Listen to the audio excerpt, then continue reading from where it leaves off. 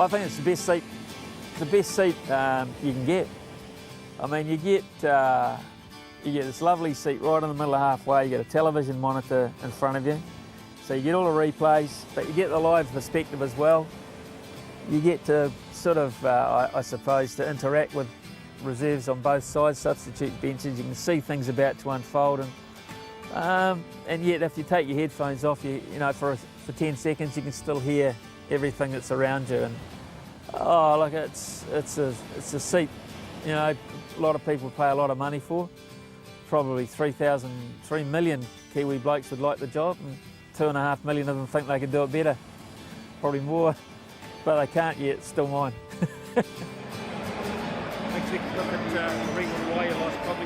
Kevin Cameron, who was the then boss of Sky, said, I'm going to give you a job in rugby.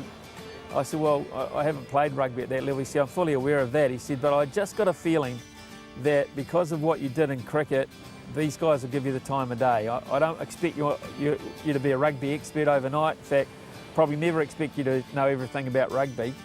But what you should know about is pressure situations and how people react to them.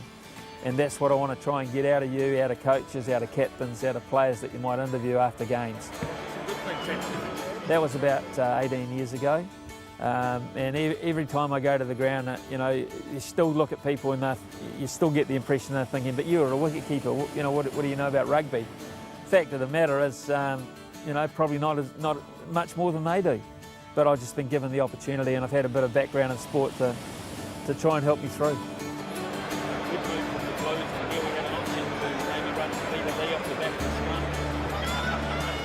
As a young kid, I played a lot of rugby. Up until secondary school, late secondary school level, I played rugby all the time. And so, you know, I had an affinity with the game. So like, rugby's been in here, even though cricket was in here and, you know, in there and playing there, rugby has never been that far away. Headley to Sharma. That's caught. Ian Smith takes the catch as Sharma tried to crash it away through the offside.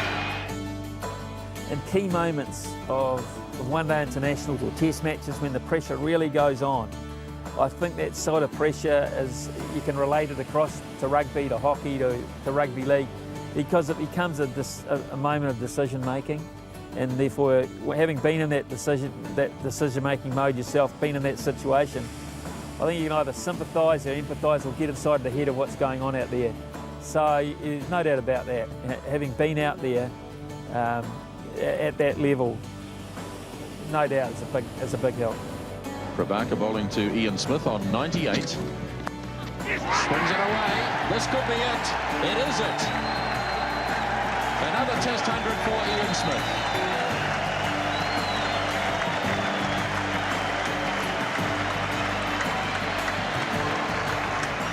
A lot of great things have happened at Eden Park. A lot of not so great things. It was my last game of international cricket, so the last time I was out there as a player was we beaten in 1992 by Pakistan in the World Cup semi-final, so that was anything but a great memory, but that was the last time out there. But sometimes I stand out in the middle, sometimes I go out, you know, just kick at the ground and sort of make it look like I'm testing the quality of the ground so I can tell Nisbo it's firm underfoot or something like that, but just for a level moment, everything, stand out there. It's changed shape a wee bit, but in your mind, it's still the same Eden Park. Elliott on strike. Elliott hits it up into the grandstand, and New Zealand are in the World Cup final. Grant Elliott, Superman. Grant Elliott 6, in terms of cricket, was the highest I've ever risen out of my chair. That gave me the biggest up, I think, of all time. McCullum's 300. He works it to the gap. He's got it. Magnificent. New Zealand have a superstar, a little cricketing master, and he can now stand tall alongside the game's greats. And I sunk to my knees when McCullum got out in the first over of the Cricket World Cup. You know, it can take you from there, one moment, to there, the next. It's sports commentaries like that. The Rugby World Cup final, 8-7, to go there and then do it again, go back. And I think Broden Barrett skipping down with that try, you know, when we knew that all that fantastic planning and thing had gone into into the World Cup and to travel with the All Blacks for 7 weeks, live what they've been doing for 7 or 8 weeks and see it come to that, I think that was pretty darn special.